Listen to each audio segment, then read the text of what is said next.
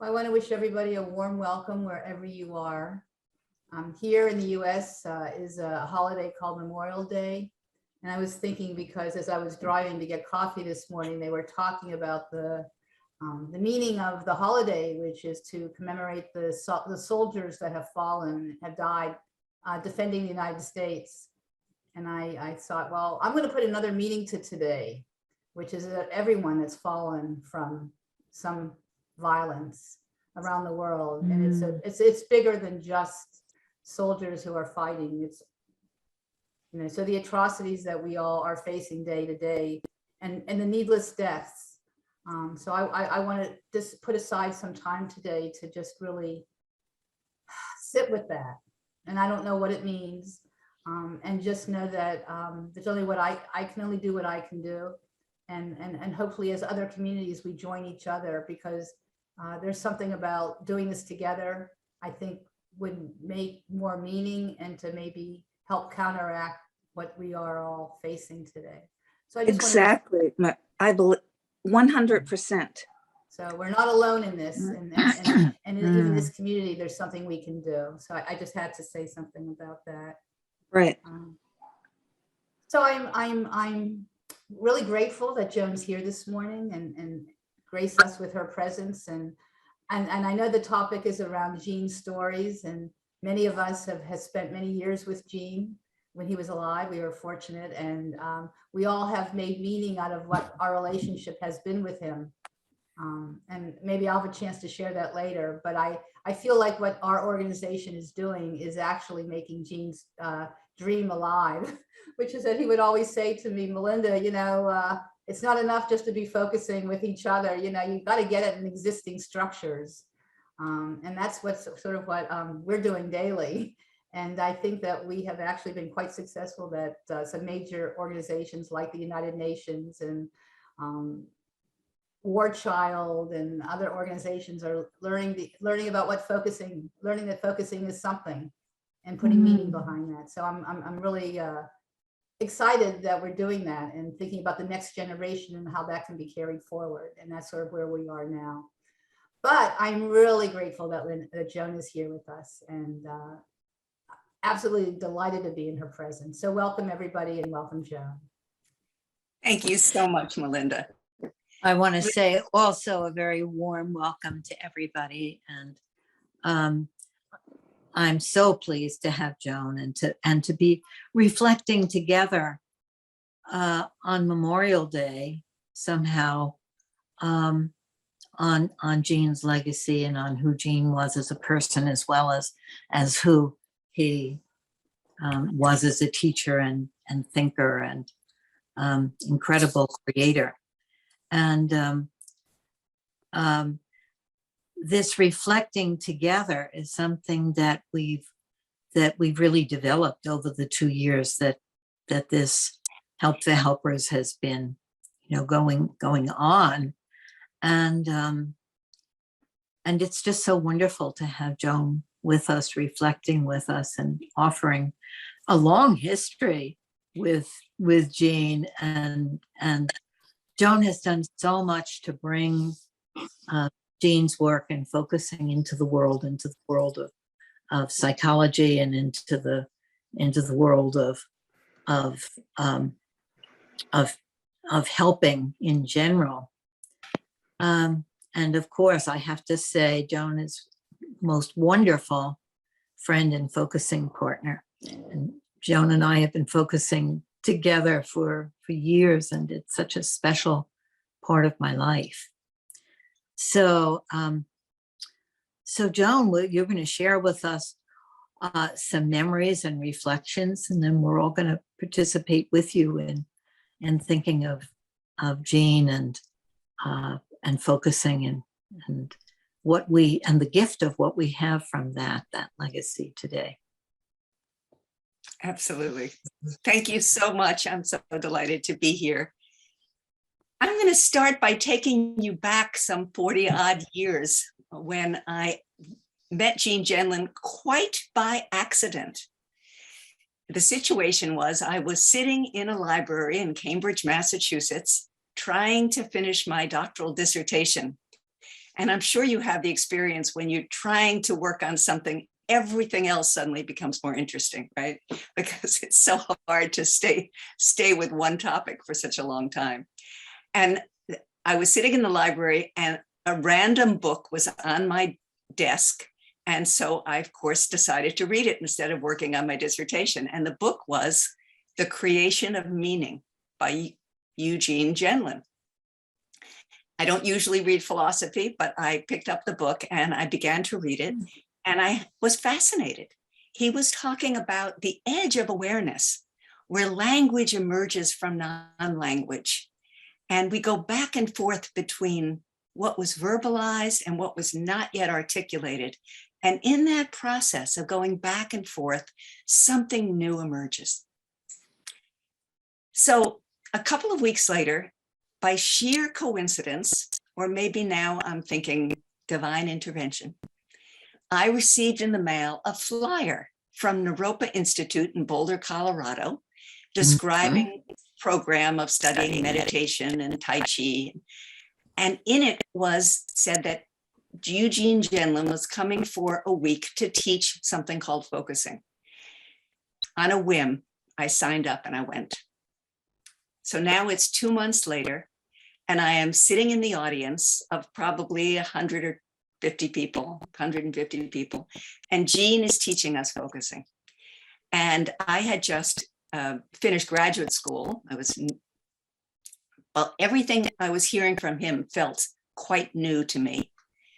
He said things like, noticing what you're carrying inside, but don't greet it, but don't fall into it, right?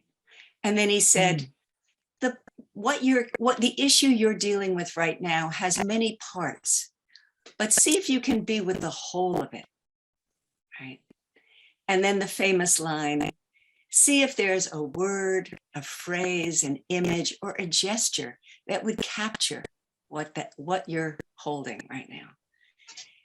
Already I felt like, wow, this was something I knew I wanted more of. Nothing in graduate school had approached what I was learning in those few minutes with Gene. And that week that he was there, he kind of took me, right after the talk, I was stunned. And so I sat in my seat as everybody filed out of the auditorium. And Gene came over to me, and I was very shy. I would not have lined up to say hello to him.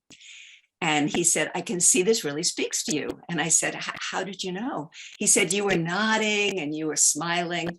And I could tell that this was very important for you. And I said, it is. And I'm so happy to finally meet you. And he invited me to join him for coffee with other people. And the whole week, I felt like he was kind of taking me under his wing, which was so special. And at the end of the week, where I had several chances to practice focusing and learn something about the philosophy underneath it, from which it sprung, I said to him, Gene, I'm so sorry you're in Chicago.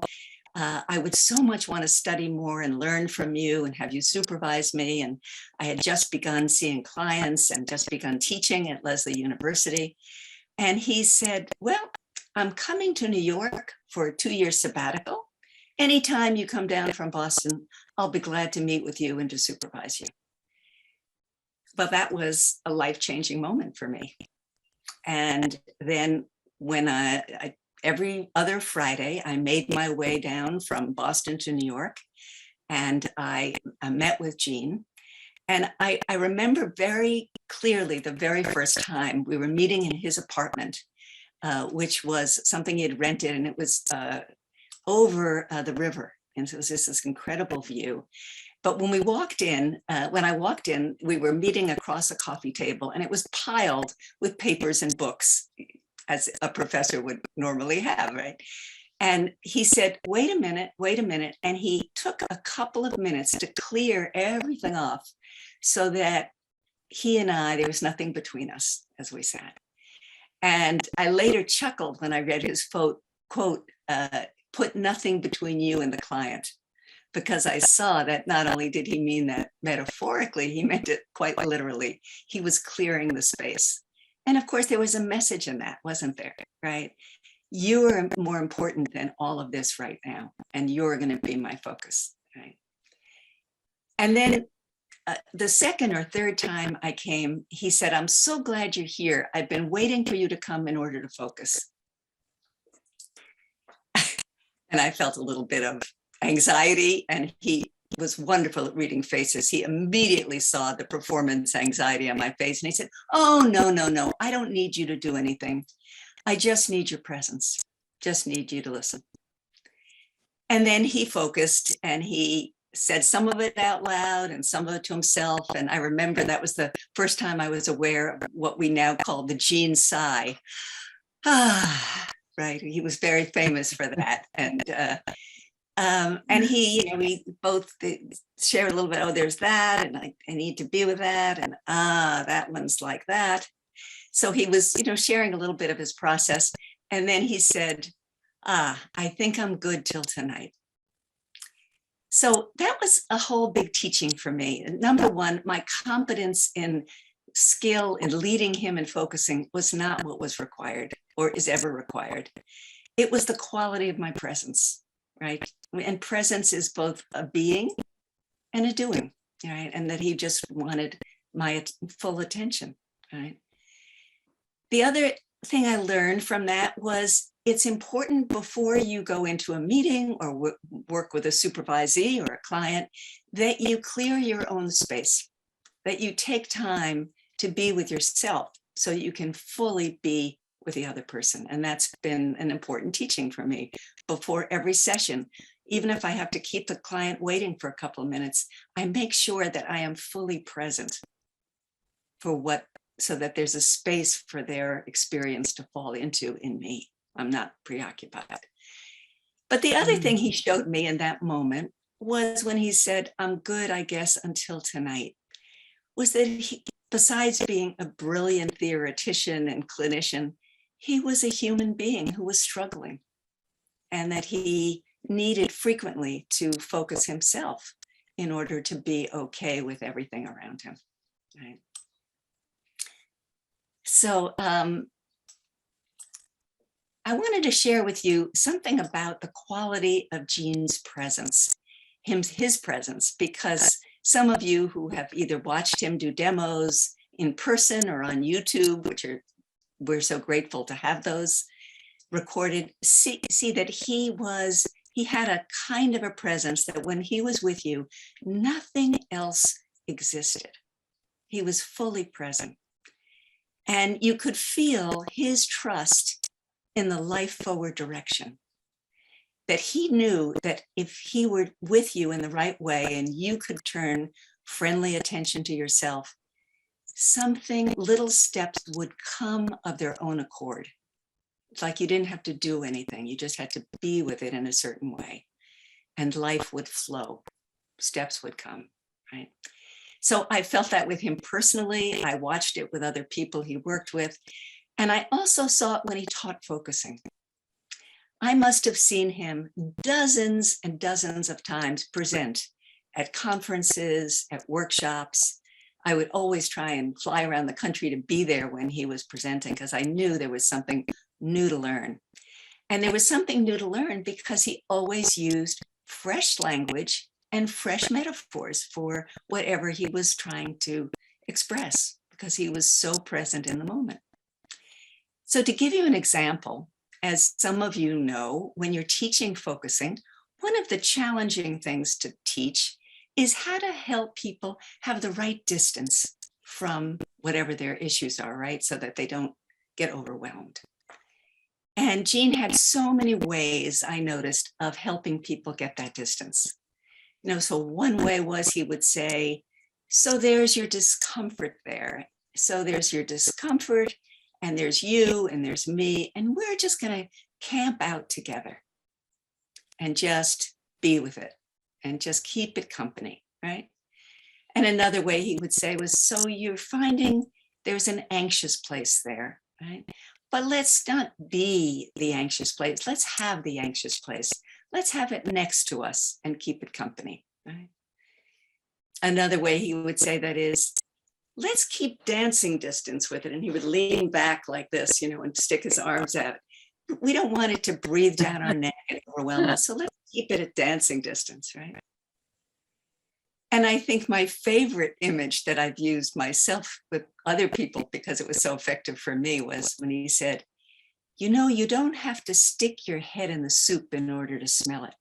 You can back up and just get a whiff of it. You want to be at whiffing distance to your issues. So creative and so present.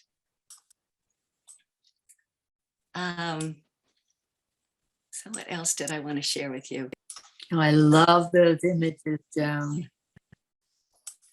Do you have one about the way he helped people to create distance? Does one come for you, Lynn?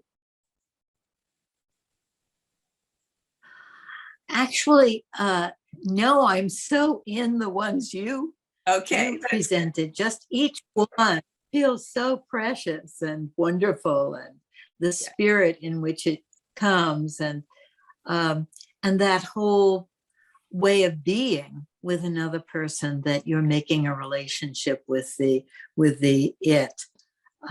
Almost like when you are telling it to us, I'm feeling it freshly and saying, oh yes, I want to be that. I want to be that in my life. So one of the things that I want to share with you, which some of you know already, is how humble and unconventional Gene was. You know, people were surprised to find he was a smoker, and we had to always plan events. Some of Belinda will certainly remember this, around Gene taking smoking breaks outside. Right? And, you know, so that was always part of the planning of how we would do everything, because otherwise he would say, I need to go have a smoking break, right? But he was also a very unconventional dresser. Gene didn't care about appearances, and he never cared about looking professional. I see Carolyn Worthing nodding about this. Yeah, so I remember once he was going to stay at my house because he was going to present the next day in Boston to a very large group. And I noticed he was in bad need of a haircut. And so I said, Gene, would it be okay if we just kind of trimmed your hair a bit? And he just threw a towel around his neck and he said, sure, whatever works, it's fine.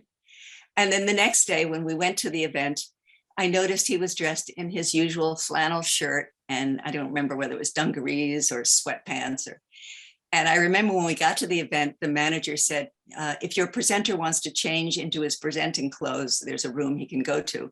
And I remember ironically saying, my presenter is in his presenting clothes, right? And when we got there, of course, everybody loved it, that he was not having airs of any sort. He was just his absolute authentic self, and people just loved him for that. Gina, Lynn, I know you said you had a story about Gene and his unconventional dressing. Yes, I think my story didn't end up quite as well. I had arranged Gene to talk to a large group of psychoanalysts, and he came with his white shirt with a big rip in it.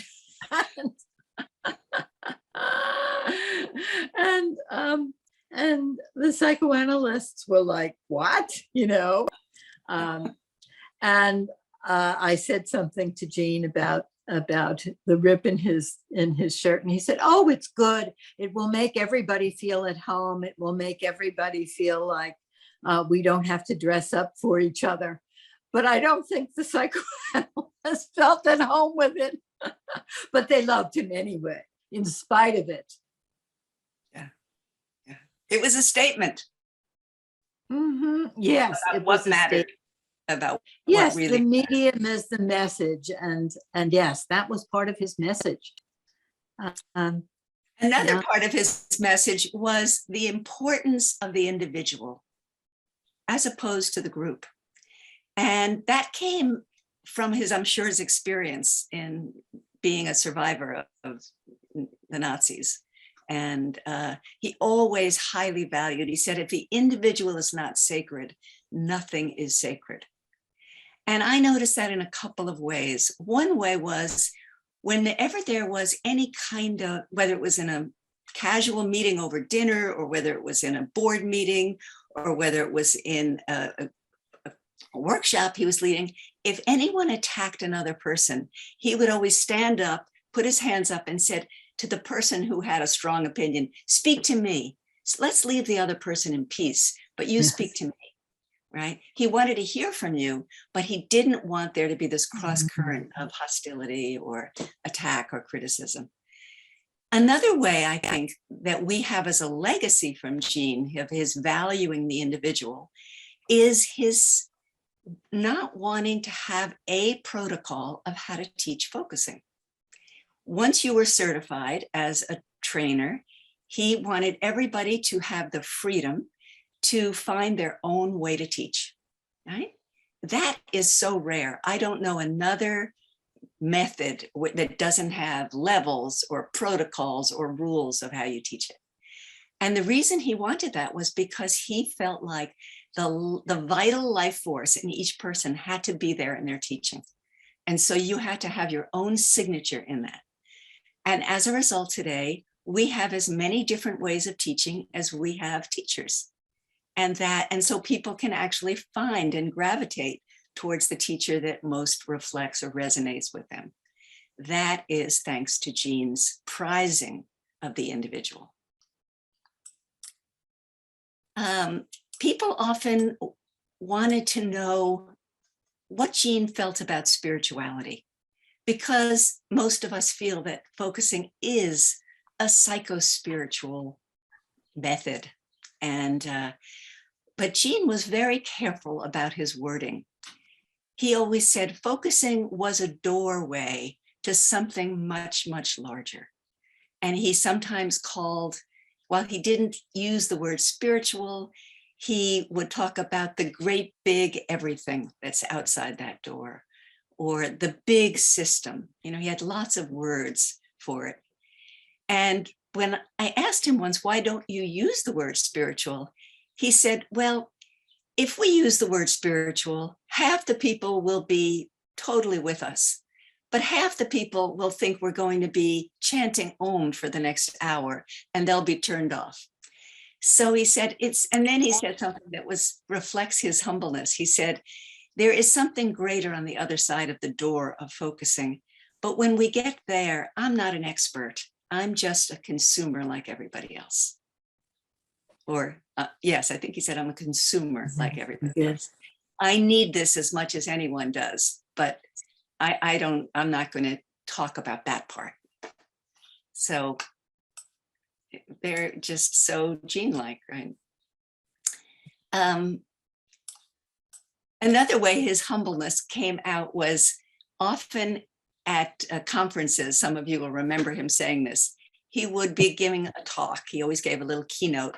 Often it was about philosophy. He wanted psychologists to understand philosophy better. But then he would always say, don't do focusing. And everyone would kind of look around the room, and then he would say, alone. Put it together with everything else that you already do. Focusing, he said, is like a motor, but you don't want to just rev your motor all day. You want to put it together with whatever else works for you, right? He was the anti-guru, right? He didn't want focusing or him to be seen as special. He wanted it to be integrated with everything. Melinda said earlier that he was interested in social transformation, and he would be so pleased with the work that she and Pat are doing. And I just want to underline that most of us know about Gene through his philosophy and through his therapy. But what was very important to Gene was to have focusing be a part of society in a way that would transform things for the better.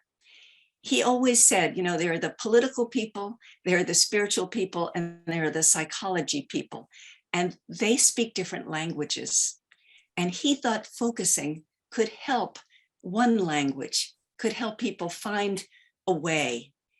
He said that focusing helps with that all of those different people or groups want to have transformation and change. But most of them don't understand that change happens at a deeper level of inner attention. And so focusing knows how to get to that level of change by paying inner attention. And so he said he wanted us to bring focusing, all of us, to schools and to universities and to churches and synagogues and mosques. He wanted us to bring it to the UN. He wanted us to bring it to politics. He wanted us to bring it to prisons, right? And so a tiny example of how he thought this could happen is one that just occurs to me, which was that he thought in churches and synagogues, there's usually a coffee hour or an Oneg Shabbat or a time when people can interact. And he had this idea that instead of just chit chat on a superficial level, that people could be paired with another person and they could have just 10 minutes of listening to each other, right? Each person would listen to the other, what came up in the sermon or the service or how they were feeling that day, and to really make deeper listening contact with each other. And he thought that would transform things. He thought it was an antidote, that kind of listening he knew was an antidote to alienation, was an antidote to isolation, was an antidote even in prisons to violence. And, I think that was the idea he had for political groups, for spiritual groups, for people to make a one-on-one contact where they could come to a deeper sense of inner change, and then also have whatever else they were having in that group. Melinda, is there something you wanted to add to that? Since that's so much the space you're working from. I just feel like I carry him in my heart with everything we do. Some of you know I became a volunteer just for a local Afghan family. And the next thing I know, I'm working with the University of Massachusetts, and we're creating a program to support all the Afghan women that are here in the Pioneer Valley. And we collaborating with an organization at UMass called Center for International Education. And so focusing is being embedded in our work and just getting the women together and listening to them and what's going on for them. So it's just part of what we do. I also feel his presence when I'm carrying it into the world. I also am starting with some colleagues a program for new refugees ages 15 to 24, and we're going to try and bring them clearing a space as a way. So yes, Jean's hand is on my back. Yes, that's wonderful. Right. The community empowerment work that some of us have been doing is so much an attempt to bring focusing into the arena of community depolarization and the ability for people to have social, political conversations with each other that aren't just complete fiascos. I was thinking, I wanted to add to this, that when we were talking about Jean's unconventional way of dressing, that it was his personality and his way of making people at home, but it was also, I think, it was also a rebellion. It was also a protest. It was also a political statement. And in everything that he did, his social awareness and wanting real contact that was non-hierarchical. I think that non-hierarchical element of the therapist isn't any more cured and healed and healthy than the client. The therapist is bringing their more integrated selves to the situation, and wanting everyone to have a voice. And in a sense, he was bringing something of the 60s into, right?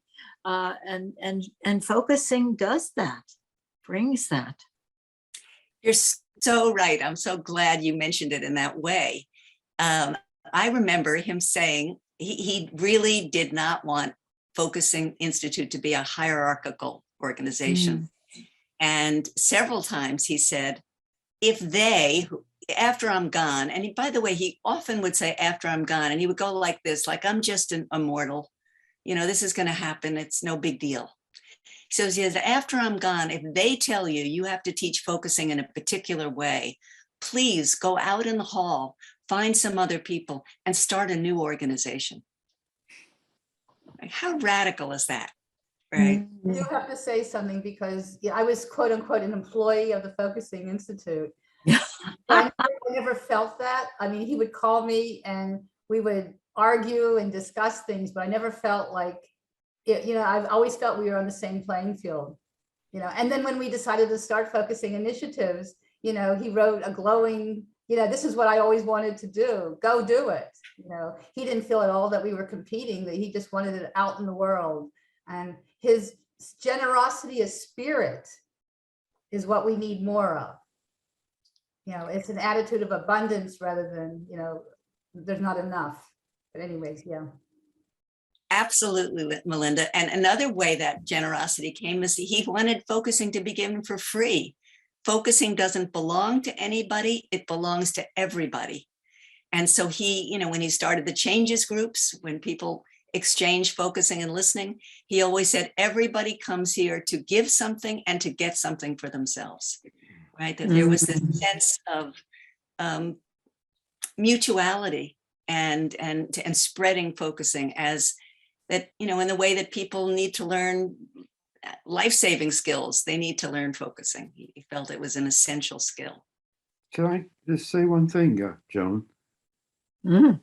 It's David, Joan. We know each other from long. Oh, yes. Hi, David. I was finding you. Yes. I just want to say, I'm very moved by what you're saying, but what comes to my mind is how we just knew how to value the other. And it's extraordinary. And I used to sit in his classes and he did to me what he was doing to you. He'd look at you. Oh, he knew right away what you were feeling by the expressions on your face. He was incredible. But the other thing I want to add just quickly is that when he was teaching focusing at Changes in Chicago, he'd always ask, what's the most difficult about you're focusing on? It always abruptly shocked me when I'd have to look into what's the most difficult part of something.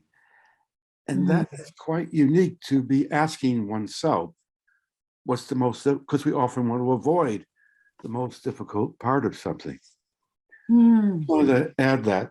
It's all about, and lastly, it's just about, it's like, it's a wonderful book called Transforming Loss, a discovery process. And that's what he's made Focusing into. It's a discovery process of a language which you didn't know was there. David, those words are precious to me. Thank you. I agree that he understood that focusing could penetrate our places that were stuck or hard or confused. And he really wanted us to be able to use it, not to avoid those places, but to really find a way in to befriend those places. And right now we're into avoidance in a big way with social media, smoke, you name it.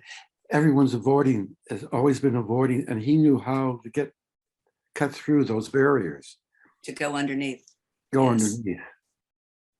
However painful, pain is growth. Or growth is painful. and lastly, it's very, and he also would say it's slow. If it happens at all, it's very slow. Yes, right. That's all. Thank you, Joe. Oh, thank you, David. Thank you, David. I thought when you, David, were going to say that he would ask about what's hard, it reminded me of his always saying in groups, give me trouble. What's hard about what I'm saying? What doesn't make sense to you? And that was such a wonderful teaching for me, not to avoid people's criticism, but to go right there. And that's where the edge was, in what people didn't like, didn't get, didn't agree with. that edge of disagreement where there's something new that comes there. So we welcome hearing from anyone else with an experience of Jean that wants to share.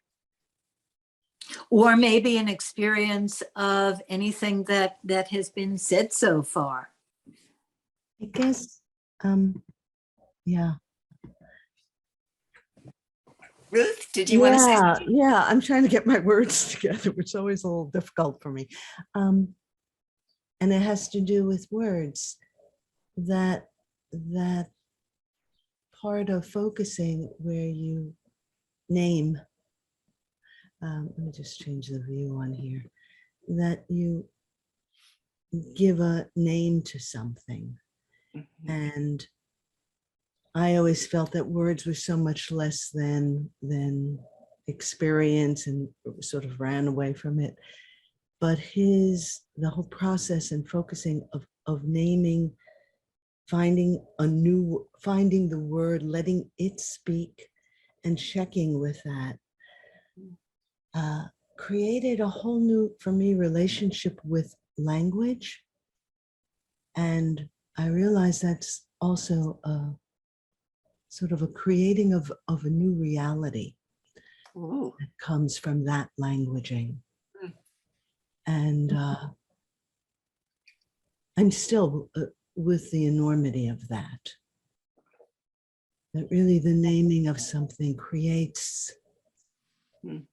and it's, I've been involved in some study in esoteric Judaism, and feeling how much, talking about spirituality, Joan, you know, how, whether it was Meister Eckhart's work or Kabbalah or St. John of the Cross or whoever, that Jean was there Mm. in the larger all the time. Yes. So Mhm. how much that still unfolds for me. Mhm. Thank you. Mhm. Thank you. Mhm. Language and the creation of reality. Mm. Thank you so much, Joan. Yeah. You're reminding me that he always positioned his chair towards the end of his life, when he couldn't walk very much, to be in front of a big window looking at nature. And he often would make reference to that, you know, the big everything. Mm. I remember there was one time we were at a conference, and he and I both had to leave the day before the conference ended. And he generously offered to share a taxi with me to the airport. So we were together for about an hour. And he had just had a serious accident. He was on his way to Europe to give a lecture, and in a cab, and the cab had an accident. And he was in the hospital, and he was in a lot of pain, often for, I think, the rest of his life. Some of you might remember he always had to have a cushion to sit on because of that accident. And he said in the taxi to me, in our taxi, do you want to know what I learned from this accident? And of course I did. And he said, that bigger everything is always there. Whatever else is going on personally for us, it's always there as a resource. Anybody else? I just wanted to say there that what you're reminding me of, and Ruth is reminding me of, and David, that the way Jean made contact was with what he called the one in there. The one in there was always visible to him. He was always looking behind the explicit packaged to where the person was coming from, and that link to the larger. And so it was this feeling of being seen in the little one, and also being seen in that connection with the larger, which was quite extraordinary. That perspective that he brought, that you could feel, you're right, that he trusted in the life forward direction, but he also trusted in the universe in some ways. There was that Right. I think, Joan, that life forward direction was the trusting in the universe. That's Mm. right. Mhm. That's Right. exactly. Yes, well put. Thank you. Mhm. Ruth, I know at the end of his life, you went and talked to him about his origin story, if you will, right? And his religious, was there anything that you learned about his relationship to his religion or to spirituality, to Judaism or to spirituality that you would like to share with us? Well, Lynn and I were with him a couple of times to discuss this. I think what's always stayed with me was Jean, after we had a session, Jean called to speak with us. He said, I just want to make sure you know that I know that, and what a relief it was that I am not responsible for God. Remember that, Lynn? Yes, I- yes, I- yes. Who I am, I'm not responsible, and that God will be okay whether whatever my relationship to God or the big thing. It was the first time I ever heard him use the word God, but whatever my relationship to this big thing, I'm not responsible for it. He said, I can't tell you what a relief that is for me. Mm, yes. And that was not long before he passed. So, And then he wanted to share his process with the two of you. Mhm. Yes, yes. and I was shocked because we never really talked about Judaism, but he said prayers every night. He said before he went to bed, the prayers he had learned as a child in Hebrew. Mm. It was like, what? So that was really amazing. But he didn't want to be stuck in any of these religious, the limitations of it. But Yes, but I it was heard him part of once. him. Yes, I heard him once say, I'm Jewish, but God isn't. That's right. Right. Yes. And the emphasis was on I'm thoroughly Jewish, or there was some adjective there. I am very Jewish or something, but God isn't. Right. Joan, I see Barbara would like to say something. Wonderful. Hi, Joan. Hi, everybody. Hello. It's so delightful to see you, Joan. It's been a while. Ditto. Thank you for all of your stories and sentiments and memories of Jean. I don't want to take too much time, but I want to say I'm one of the business people that came into the focusing world. And apparently there was something about that attracted a part of Jean that he shared with me over the course of a year of weekly meetings. I'm about a third of the way through finishing a work called Sundays with Jean.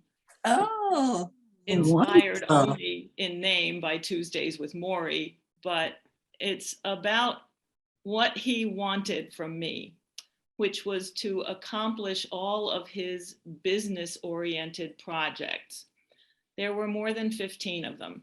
And I was with him for a year, and he called them his screams, because he screamed and screamed and screamed about them, said he, and nobody ever did anything.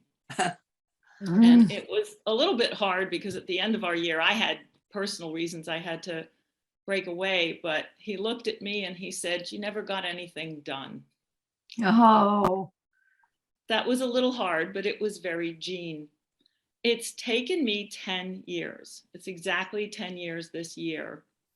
But one of his ideas that I held all this time was to get focusing, as Melinda said earlier, into school systems. And I've come up with a plan. I executed part of it. I've already been to the New Jersey Teachers Union Convention last year and found out that focusing is welcome.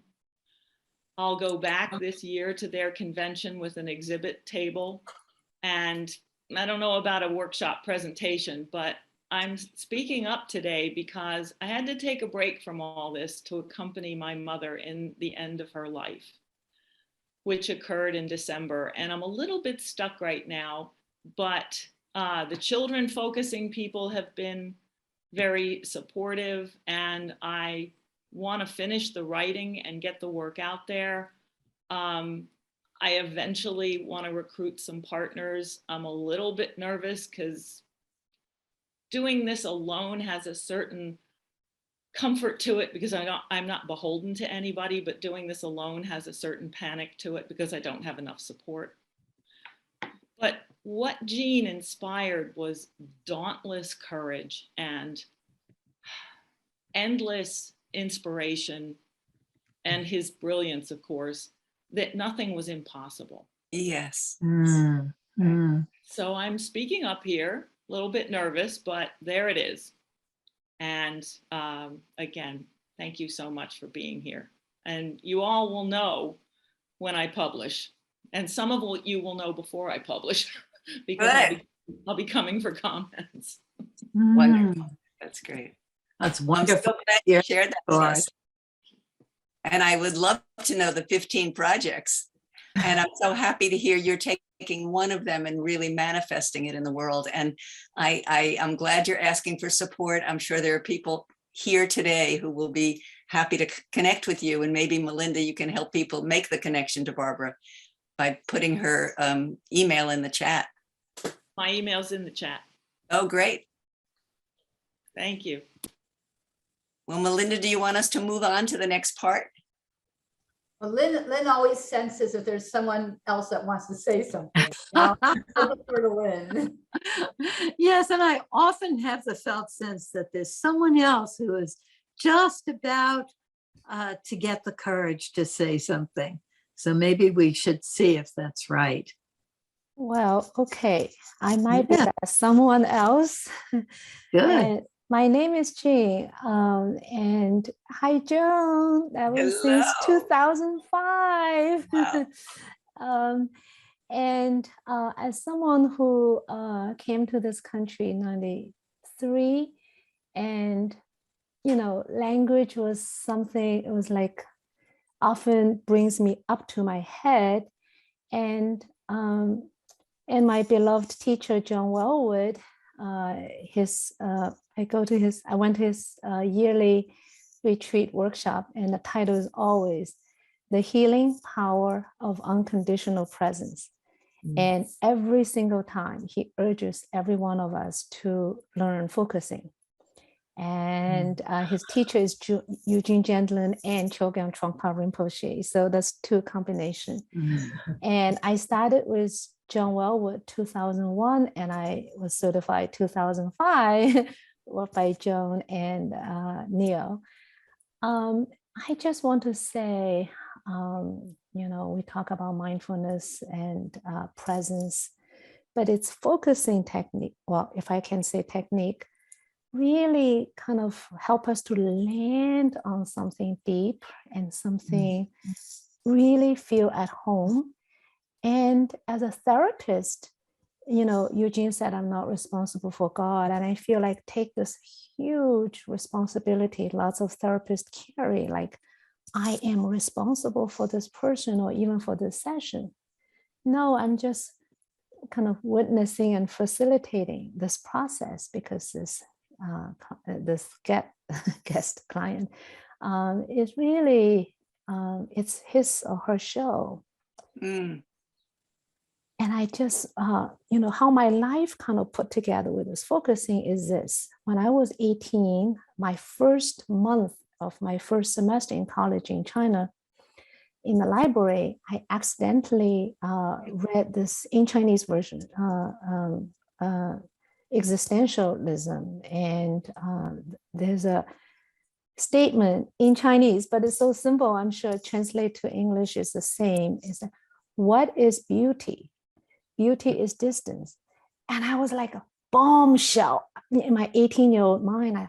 How could anybody make a statement about beauty with one word? So I carry this all my life. Again, it's focusing. It's like, distance from felt sense and distance. I mean, I can go on, and it's like, it's like Chinese cooking. We don't have all the spice. My goodness, all the spice. All we have just salt. That's it. Oil to start with, stir fry, and salt, because it's the right amount of salt that brings out the essence of the material. And I would say it's the right amount of distance to bring out that essential ingredients that's needed for the moment, for the process, for the healing. And the therapist is like, I love this ballroom dance. I used to be a ballroom dancer. I love this, dance. It's a partnership. We hold the space, we hold each other at proper distance. And so focusing really in a tangible way give me a handle to do that dance. I don't need to have a familiar dancing partner. I can dance just about with everybody. So it's I just feel so grateful to have found you, Joan. And because the way you teach is it's wonderful, and together with Neil at that time. And and no wonder there's enthusiasm in the world about this focusing in the community. I'm just immensely grateful. I just want to share that. Thank you for giving me a chance. Oh, it's I feel like you're inviting me. To hear your story. It's wonderful. Yeah. And you mentioned John Wellwood, and he was a part of my story too, because it was John Wellwood who invited Jean Gendlin to come to Naropa Institute, because he was integrating mindfulness and focusing, and he knew Jean was an important teacher at the University of Chicago for him, and he wanted more people to know focusing. And then John and I became close friends as a result of that time together. Oh, it's lovely. And I'm also inspired to write, and John has published wonderful books, John Wellwood. This is what he said. He said, I have the intention, but I never know how my sentence will finish. He said, it's focusing process. He said, I focus when I write. And so it's always kind of refreshing, energizing process, even though I'm in the unknown, but I also have this trust and faith, always forward movement, surprise myself, that surprises myself. And it's like, it's beauty to be in the unknown, because there's I feel held in this unknown. Beautiful. And by the way, John Wellwood wrote a beautiful paper that maybe I can send the link to Christine and she can get it to people on comparing focusing and meditation. And even though the paper was written 40, 50 years ago, it still is full of insights and wisdom. Please. Yes. Well, I'm so glad that Welcome to the Art Healing. I'm Dr. Halim. I'm so glad that I had the felt sense of waiting for one more person. And I guess now it's time to go into our breakout rooms of 3 people. And I would like to just do an introduction to the breakout room if I can. Please. So you have just heard my origin story of how I found focusing. And I want to invite you right now to take a moment to think about your story. So let's begin by taking a breath or two to connect to yourself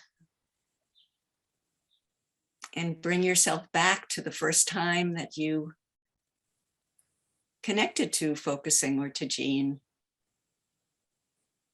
And just remember who introduced you to focusing. Did you find it in his little book, the focusing book? Mary Hendricks introduced me to focusing, and Jean. I mainly learned through Mary Hendricks. Mm. Right. But we're going to have a chance to all just do a little internal thing, and then you're going to share in groups and people can really hear each other's stories. So just take another minute and see, did focusing come easily to you when you first knew it, or did you need to work at it? And then just sense inside for how has focusing shifted your relationship to yourself? Is the focusing attitude with you at times when you need it? And how has focusing affected your work with others as a helper?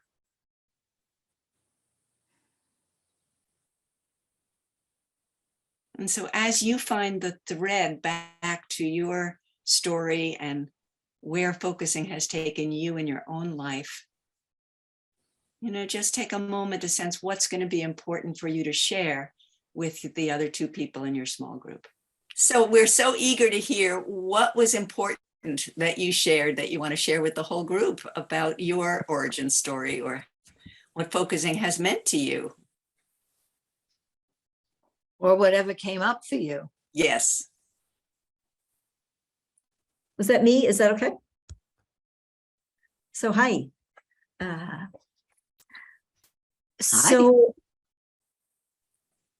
yeah, what I wanted to share, which feels really, really important, is because I feel like this is the most important thing about focusing. It was the most important thing about my story and what connected me to focusing, but it's also really feels important, is that we talk a lot about what is of focusing and some about the how, but there's I find these chats so distracting. This my face. Nothing personal to anybody who's putting all the chats up, but we don't talk so much, and all this talk about Gene and all that he contributed. I just want to put these big exclamation marks that to me it's Gene the man, Gene the personality. It's how Gene would sit, how he sat with me. He did a day at our week-long. I guess in the old days he used to come for a day or two at the week-long, and he did that. And I was the volunteer that he sat with. His non-pretentious way of being is beautiful, but it's also his way of being so excited and enthusiastic about whatever was coming for me and making it okay. To me, that's something that we do with focusing, as those of us who are teachers, but also those of us who are focusing partners, are being with someone in a way that says that, listening in a way that whatever comes is welcome, and whatever comes is important. Whatever comes has a really good reason for being there. It's that so much permission. To me, that is the most valuable part of focusing. And of course, the embodied is important, and on and on. If we didn't have that way of being and welcoming the gems, it's all gems, even if it doesn't sound pretty, it's all a gem. And when we can be that way with someone, another human being, then they get to be that way with themselves, and then they get to be that way with other people. I think that, to me, is the most important part of focusing. Yeah, yes. Be able to give more and more of that away, because I think it would be a better world. Right, right. And I'm sitting in Jerusalem, where I have been woken up the last couple of nights by helicopters going around, and it's been pretty intense the last few days. Seems like today's quieter. Anyway, thank you. Appreciate having the opportunity to share that. Yes, everything is in that big welcome.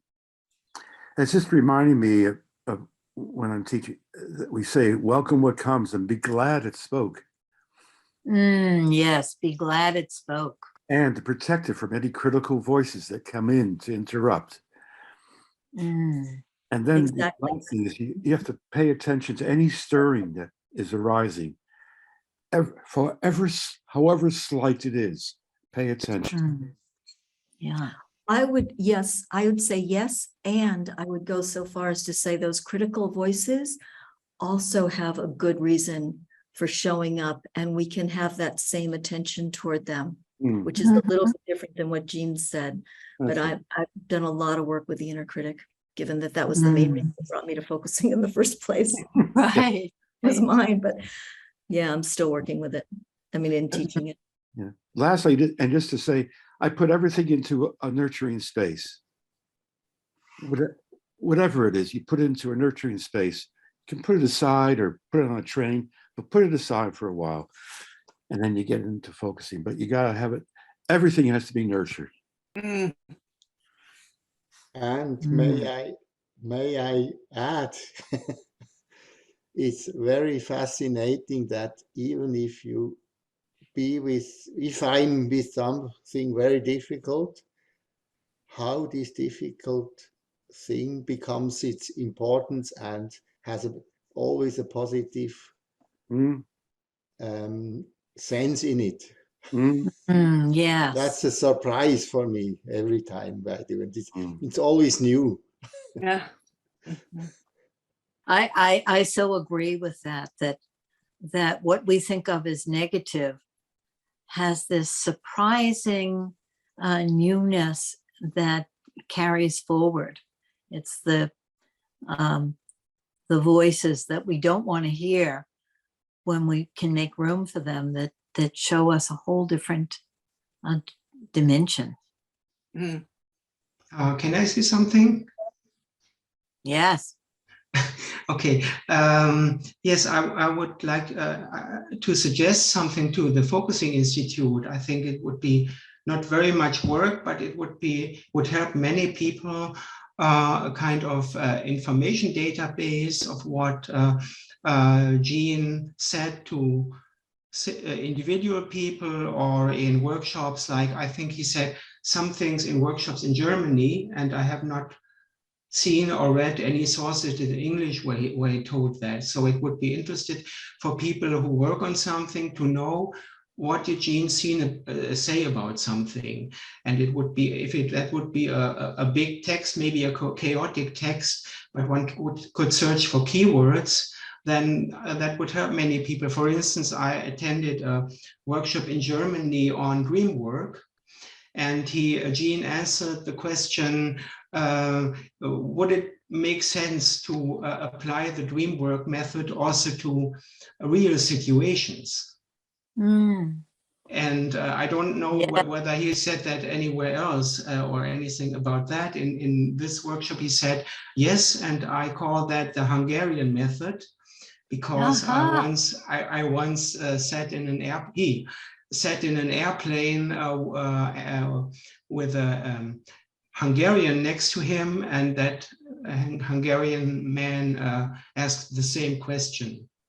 But anyway, he answered that. So I think later, if I tell it now, it will become lost, or only you will hear it, or you will maybe tell others. But I would like a database for future generations where people can look up what did Jean say to people about that specific thing, maybe. Yes, I love that idea. That's great. And that also is another way of getting the right distance with something. I'll often say to my clients, if this were a dream, how would it be for you? Yeah, but what he meant was, I think what we meant in that workshop was to apply the dream questions, like yes. That idea of working with the idea of projection. You know, what's annoying about another people. Some people say what's annoying about other people is something in you, which I don't think is a very good idea, because another person can also be toxic, and it has nothing to do with you. But I think that was the background of that question. Yeah, that's right. That if it were a dream is just the first part, but then applying some of those questions that you ask about a dream to Yeah, a yeah. situation can be very helpful. Yeah. One of the Geneisms that's just come to me as you're talking, Hans-Peter, is when I would tell him that I was going to do some research or start a conference, he would be enthusiastic, and then he would say, lean forward, and he would say, but make sure you get something for yourself.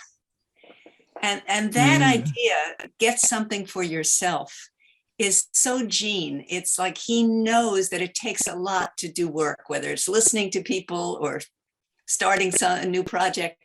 And he wanted to make sure that you nourished yourself, because he knew that then you would have the vital energy to keep bringing it forward and not burn out. So that's a wonderful message from Gene that I'm passing on. Make sure you get something for yourself in whatever work you're doing.